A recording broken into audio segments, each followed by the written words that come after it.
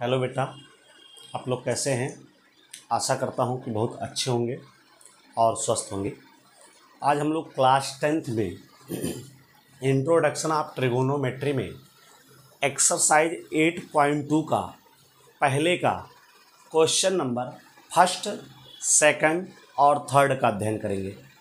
बेटा, इसके पहले लेक्चर में हम लोगों ने त्रिकोणमितीय सारणी को बहुत अच्छे से याद करने का एक तरीका तैयार किया और उस तरीके के आधार पे जो मान है उस मान को रटना नहीं पड़ेगा, बल्कि सारणी के आधार पे मान आसानी से हम निकाल सकते हैं या आसानी से उसको याद कर सकते हैं।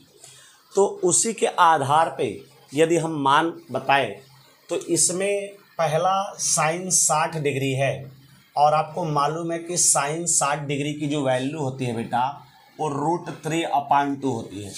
तो साइन 60 डिग्री की वैल्यू √3/2 होती है। आप सारणी को 4 से 5 बार बना के प्रैक्टिस करें, आपको सारे मान आसानी से मुजवानी याद हो जाएंगे। आपको परेशान होने की ज़रूरत नहीं है, आप उस सारणी को अच्छे से तैयार कर लें। तो साइन 60 डिग्री का मान √3/2 और कॉस 30 डिग्री की वैल्यू देखी जाए तो कॉस 30 डिग्री की वैल्यू होती है √3/2।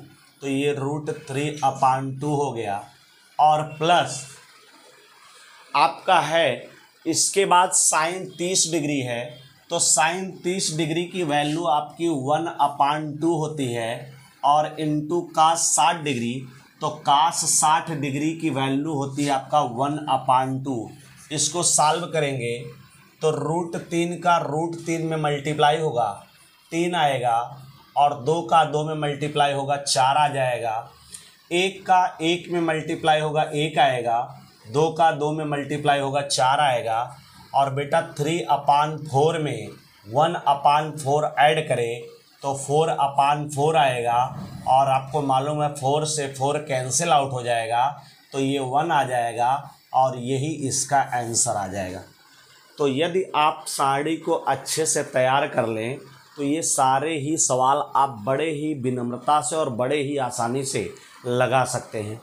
नेक्स्ट प्रश्न की बात करें तो नेक्स्ट प्रश्न ये कह रहा है 2 × tan 45 डिग्री की वैल्यू देखी जाए तो tan 45 डिग्री की वैल्यू 1 होती है तो 1 का स्क्वायर हो गया, प्लस cos 30 डिग्री की वैल्यू देखी जाए तो cos 30 डिग्री की वैल्यू √3/2 होती है तो √3/2 का होल स्क्वायर हो जाएगा बेटा, और माइनस साइन 60 डिग्री देखा जाए तो साइन 60 डिग्री का मान √3/2 का होल स्क्वायर हो जाएगा।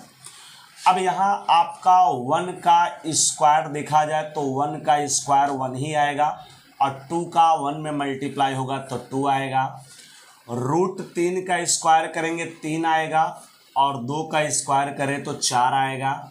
उसी प्रकार यहाँ पे भी √3 का स्क्वायर करें 3 आएगा और 2 का स्क्वायर करें 4 आएगा और ये +3/4 से -3/4 कैंसिल आउट हो जाएगा तो आपका ये 2 आ जाएगा और 2 ही इसका आंसर होगा। तो देखा आपने, यदि आपको मान अच्छे से तैयार है तो आप सवाल को बड़ी ही विनम्रता से और आसानी पूर्वक लगा सकते हैं। इसी प्रकार हम तीसरे सवाल की बात करें तो तीसरे सवाल में cos 45 डिग्री है और cos 45 डिग्री की वैल्यू देखी जाए तो cos 45 डिग्री का जो मान होता है बेटा वो 1/√2 होता है। cos 45 डिग्री की जो वैल्यू होती है वो 1/√2 होती है बेटा। और उसी प्रकार sec 30 डिग्री की बात करें तो sec 30 डिग्री की वैल्यू 2/√3 होती है और प्लस cosec 30 डिग्री की बात करें तो cosec 30 डिग्री की वैल्यू यहाँ पे 2 है बेटा।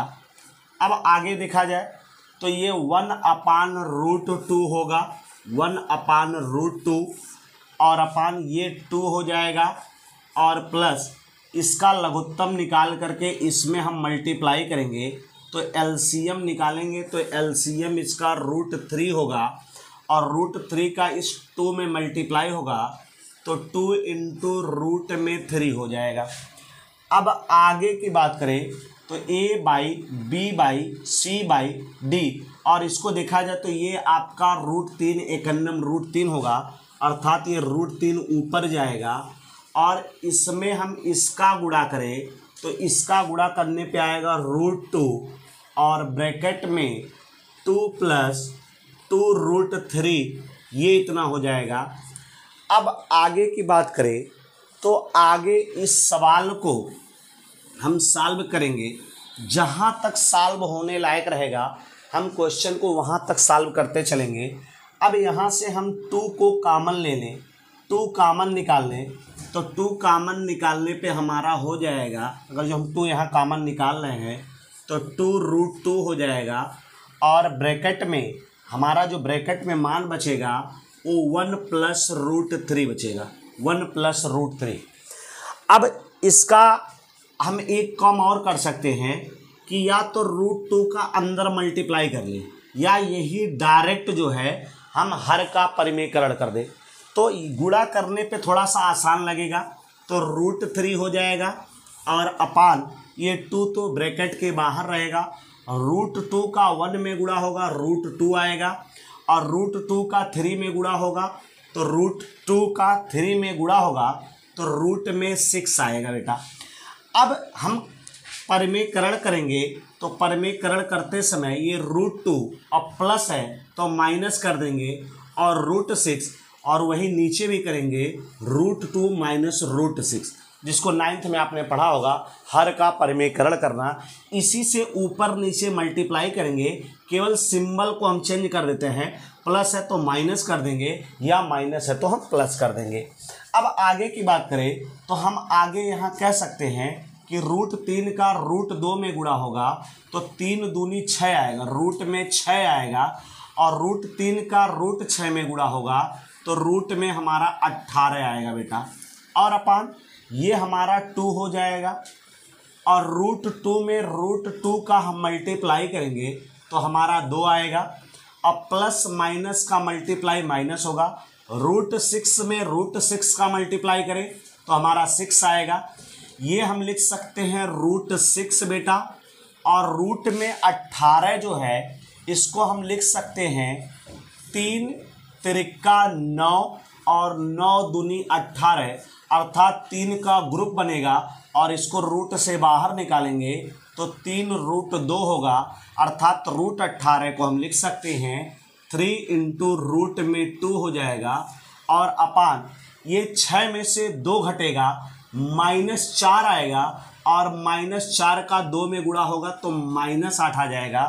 अब इसको एक लाइन हम और सॉल्व कर सकते हैं बेटा, ये जो माइनस सिंबल है, अगर जो इस माइनस सिंबल को हटाना है हर से तो हम माइनस से अंश और हर में मल्टीप्लाई कर देंगे -1 से, तो -1 से मल्टीप्लाई करेंगे तो जो वैल्यू माइनस में है वो वैल्यू प्लस में हो जाएगी, अर्थात माइनस माइनस का गुणा प्लस हो जाएगा, और जो वैल्यू प्लस में है वो माइनस हो जाएगी, अर्थात प्लस माइनस का गुणा माइनस आ जाएगा, और ये जो वैल्यू माइनस में है वो प्लस हो जाएगी, अर्थात माइनस माइनस का मल्टीप्लाई प्लस हो जाएगा, और यही इतना आपका जो है आंसर आ गया।